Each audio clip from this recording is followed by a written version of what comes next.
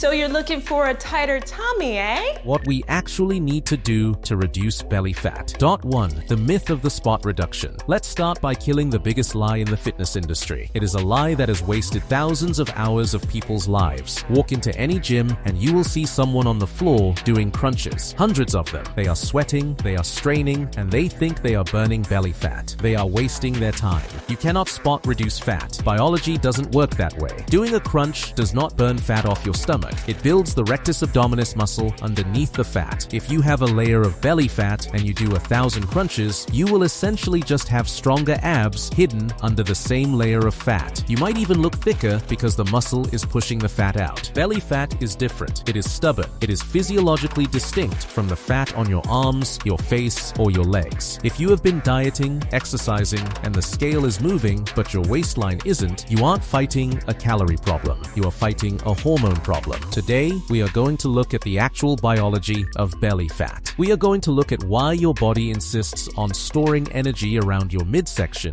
and the specific protocol to switch your body from storage mode to burn mode. This isn't just about aesthetics, this is about the fat that surrounds your organs, visceral fat, and how to get rid of it for good. Not 2. The science of visceral fat. To understand how to lose it, you have to understand what it is. We have 2 main types of fat. The first is subcutaneous fat. This is the fat right under your skin. It's the fat you can pinch. It's soft, it jiggles, and while you might want less of it, it is relatively metabolically harmless. It's just storage. The second type is visceral fat. This is the enemy. This is the fat that builds up deep inside your abdominal cavity. It wraps around your liver, your pancreas, and your intestines. You can't pinch it, it sits underneath your muscle wall, pushing it out. This is what creates the hard belly or the beer belly shape. Why does this matter? Because visceral fat isn't just storage. It is an active endocrine organ. It functions like a separate gland. It is biologically active. It pumps out inflammatory molecules called cytokines that cause chronic inflammation throughout your body. It messes with your hormones. And here is the scary part. Visceral fat increases your risk of type 2 diabetes, heart disease, and even certain cancers significantly more than subcutaneous fat. So, when we talk about reducing belly fat, we aren't just talking about looking better in a swimsuit. We are talking about removing a toxic organ that is slowly poisoning your metabolism. Part 3. The insulin lock. Now, let's talk about the mechanism. Why does fat go there? The primary driver of belly fat is a hormone you've heard of, but probably misunderstand: insulin. Insulin is a storage hormone. Its job is to take energy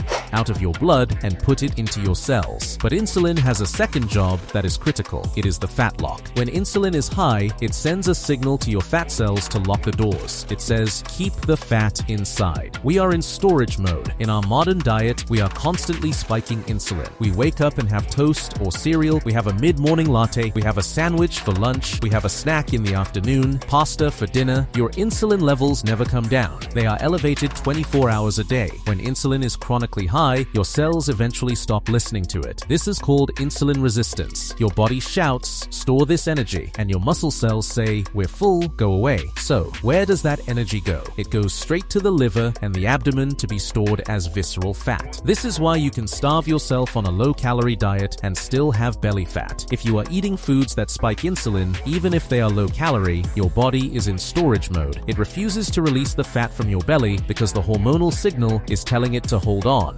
4. The cortisol connection. But insulin is only half the story. There is a second hormone that acts as a bodyguard for your belly fat. That hormone is cortisol. This is the stress belly connection. Cortisol is your stress hormone. From an evolutionary standpoint, stress meant one thing: a lion is chasing you. Run. In response to danger, your body wants to mobilize energy fast. It takes stored energy from your muscles and liver and dumps it into your bloodstream as glucose to fuel your escape. But here is the problem. In the modern world, stress doesn't come from a lion. It comes from emails, traffic, financial worry, and lack of sleep. We aren't running. We are sitting in a car or at a desk. So your body floods your blood with sugar for energy you never use. Now you have high blood sugar. What happens next? Insulin comes in to clean it up. And where does it store it? Science shows that cortisol has a unique relationship with fat cells in the abdomen. It specifically activates an enzyme in belly fat cells that encourages them to grow. So, if you are doing everything right with your diet, but you are sleeping 5 hours a night and stressed out of your mind, your cortisol is keeping that belly fat locked in place as a survival reserve. You cannot out-diet chronic stress. Not 5. The protocol dietary strategy. So, how do we fix this? We need need a protocol that targets the hormones, not just the calories. Here is the 3-step approach. Step 1. The insulin reset. We have to lower the water level of insulin. Imagine a swimming pool. The water is your insulin level. Your body fat is a ball at the bottom of the pool. As long as the pool is full of water, you can't reach the ball. We need to drain the pool. We do this by eliminating the foods that spike insulin the most. Eliminate added sugar. This is non-negotiable. Soda, juice, candy, pastries. These are pure insulin spikes. Reduce refined carbs. White bread, white pasta, bagels. These turn into sugar almost instantly in the bloodstream. The strategy: replace these with protein and healthy fats. Protein is the most important macronutrient for belly fat. It has a high thermic effect, meaning your body burns calories just digesting it. But more importantly, it does not spike insulin. It keeps you full. If your breakfast is toast and orange juice, your insulin spikes. If your breakfast is eggs and avocado, your insulin stays flat. When insulin is flat, your body is allowed to burn body fat for fuel. Not 6. The protocol: fasting and timing. Step 2. Time-restricted feeding. When you eat matters as much as what you eat. This is where intermittent fasting comes in. It is a powerful tool for belly fat specifically. When you are constantly snacking, you never allow your insulin levels to drop. By compressing your eating window, say eating all your meals within an 8 or 10 hour window, like 10 a.m. to 6 p.m., you give your body a metabolic break. During the fasting window, insulin drops. When insulin drops, the body switches fuels. It stops burning the food you just ate and starts burning the fat stored in your liver and abdomen. Start slowly. Try pushing breakfast back by 1 hour. Then 2. Aim for a 12-hour fast overnight and gradually work up to 14 or 16 hours if it fits your lifestyle. This is the most effective way to access stubborn visceral fat. Start 7. The protocol: movement and sleep. Step 3. Strategic movement. We are not talking about crunches. We are talking about movement that burns fuel efficiently. Walking, the secret weapon. This is underrated. High-intensity cardio